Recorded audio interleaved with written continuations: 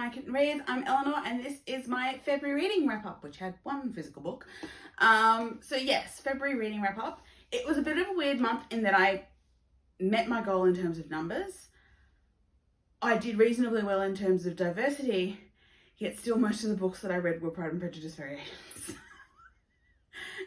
So, which is not actually a lot of variety. But that's just what I needed. It was a very stressful month. February is always stressful because of work stuff, which then affects me physically and makes me find things difficult to read. I also had to start semester, so there was some reading that had to be done for that, which isn't on this pile because they were sort of small individual things.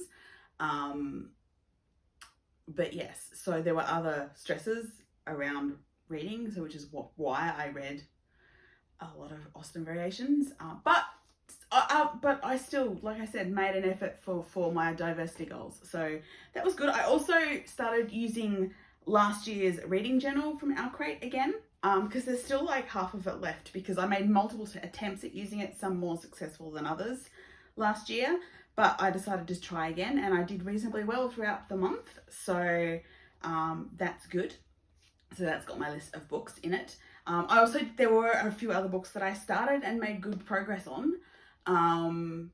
So yeah, but I was also not doing as much treadmill at the gym and exercise as I should be doing. So there was also some not getting reading time because of that. So it was a bit of a weird month.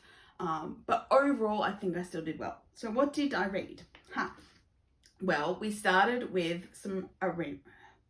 a reread of a Jan Roland Pride and Prejudice variation, Mrs. Bennet's Favourite Daughter, in which Mrs. Bennet knows her weaknesses, knows Lizzie is more intelligent than her, and therefore trusts Lizzie to guide her correctly in society when she's confused about something, and that changes Bennet family's interactions with the rest of society, with the Darcys, with the Bingleys.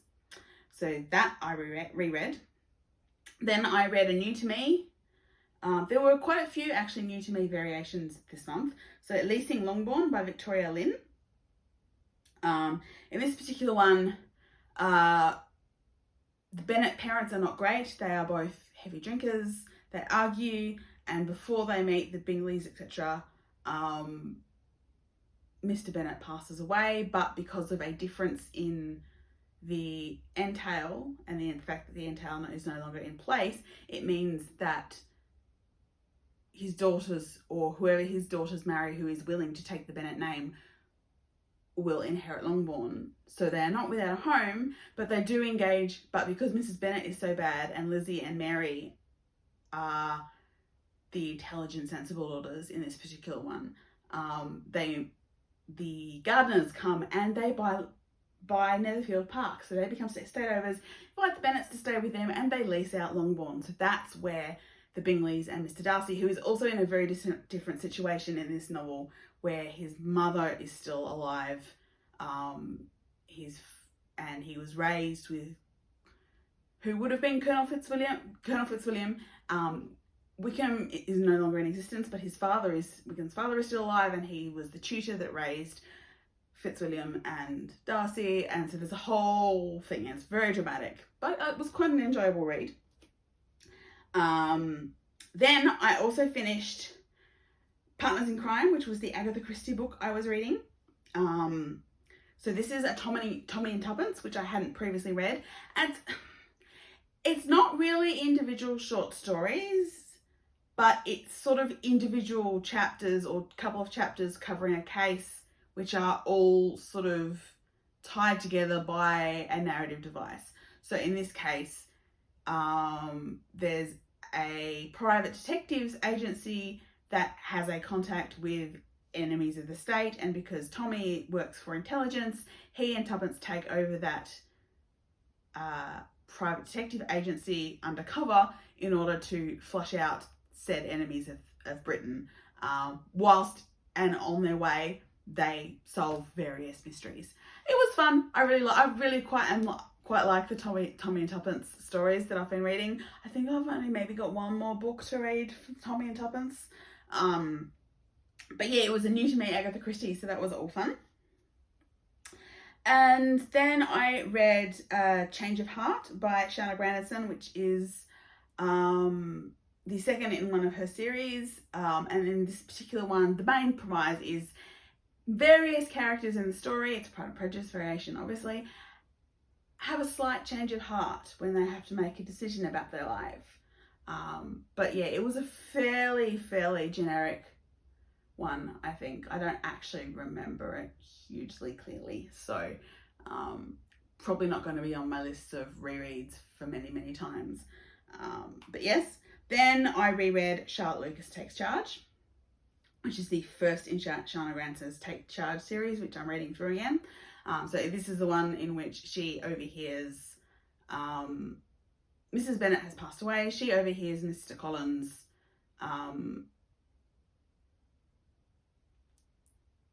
talking about what he's going to do to the Bennets since Lizzie refused him, and decides to take charge and marry Mr. Bennet, therefore changing all of their lives. So I reread that, and then followed that by rereading Lady Catherine Takes Charge, in which Lady Catherine is a much more sympathetic character who is still trying to influence Darcy into being less arrogant, and quite takes a liking to the Bennets. So that was fun. Then, the thing that I spent so much time reading, and my one physical book, Why We Kneel, How We Rise by Michael Holding, with contributions from a whole list of other Black athletes. So Michael Holding is a former West Indian cricketer from Jamaica. He currently works as a commentator. And I didn't see it at the time, but it turns out that after George Floyd was murdered and the Black Lives Matter protests started up in 2020, it was a wet, rainy day in the cricket in the UK, and so Sky filled in some time by asking Michael and one of his fellow Black female commentators about their own experiences with racism. And Michael went viral. And he'd never spoken up before, and he talks about this. He sort of never felt he had to. And then once he'd said his piece on Sky, he was like, I've said my piece, I don't have to talk about it anymore. And then all these other Black athletes started reaching out to him and sharing their own stories. And so this book is an exploration of racism, both the history and some of the stuff that he talks about in here that he's researched is appalling, did make me feel physically ill at times, because there's discussions of slavery, there is discussions of medical experimentation, all sorts of things, so all sorts of history, but it's that history and that desire to educate people about the history and the root causes of racism is combined with stories from Black athletes about their own experiences with racism in their various differing ways.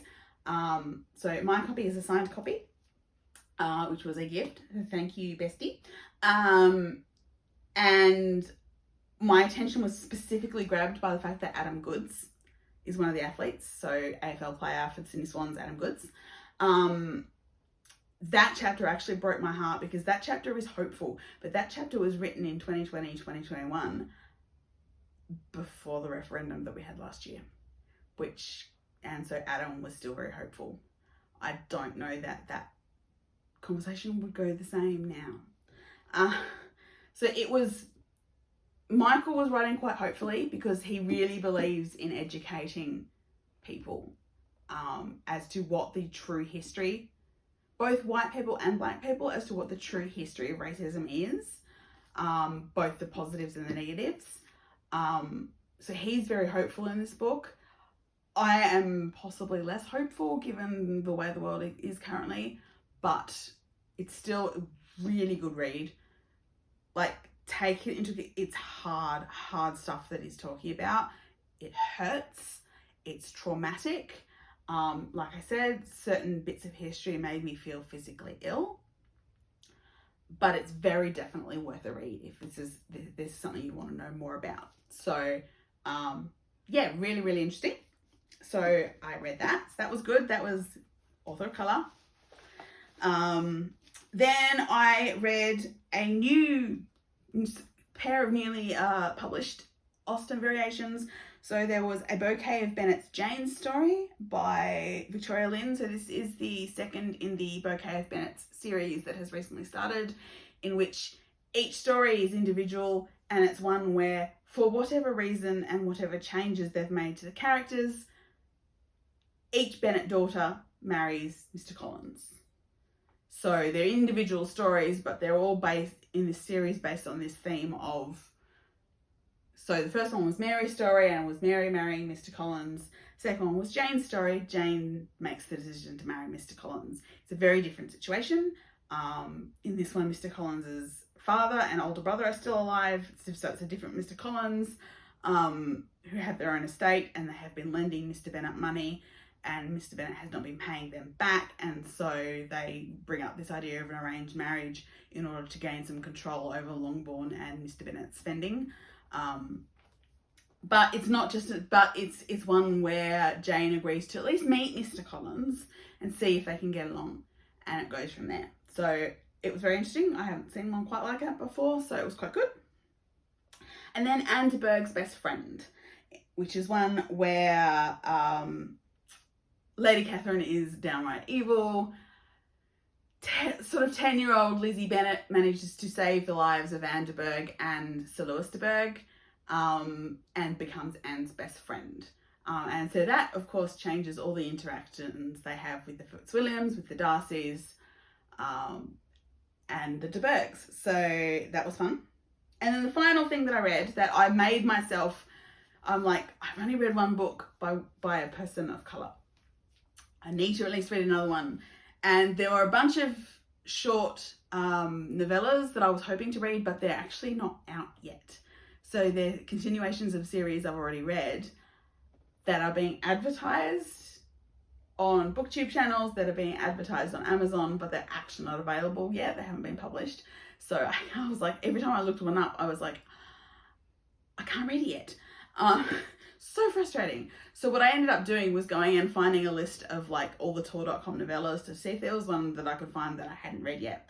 And so what I came up with was Zen Cho, The Order of the Pure Moon Reflected in Water, which was published in 2020. So this was the novella. It's one of those ones where it's sort of fantasy, but there's not actually a lot of fantasy tropes or fantasy stuff in it. It's just a different world.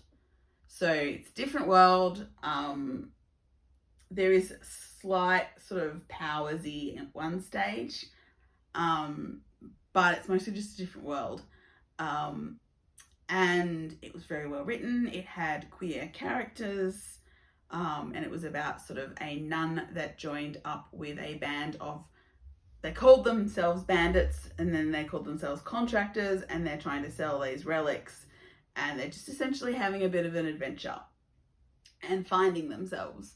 I'm starting to think maybe as good as I can tell that Zen Cho is an excellent writer, but this is the second Zen Cho story I've read recently.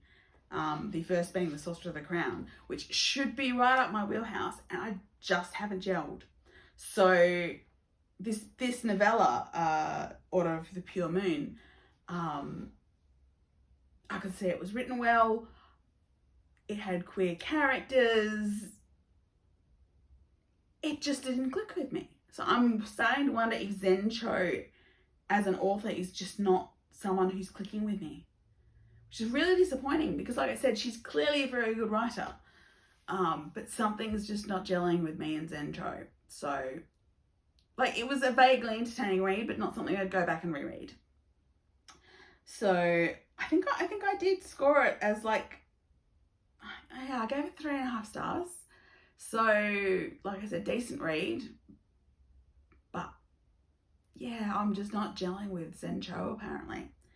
But that at least did give me a book with major queer characters and another author of colour. So, like I said, a lot of reading Austen variations, but also did manage to actually do decently with diversity goals. So, weird month.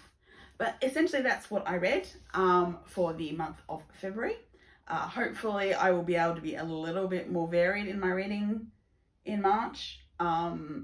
I've got a whole bunch of books on the go that I need to finish. And I still need to sort of look for some more authors of colour to read. I have downloaded the second book in that mystery series I started last year about the mystery bookstore owner and writer who ended up, which is by a Black author. So I've downloaded the second book in that series. So we'll see how we go. But otherwise, please like and subscribe. Happy to chat about books in the comments, and I will see you all again really soon. Bye.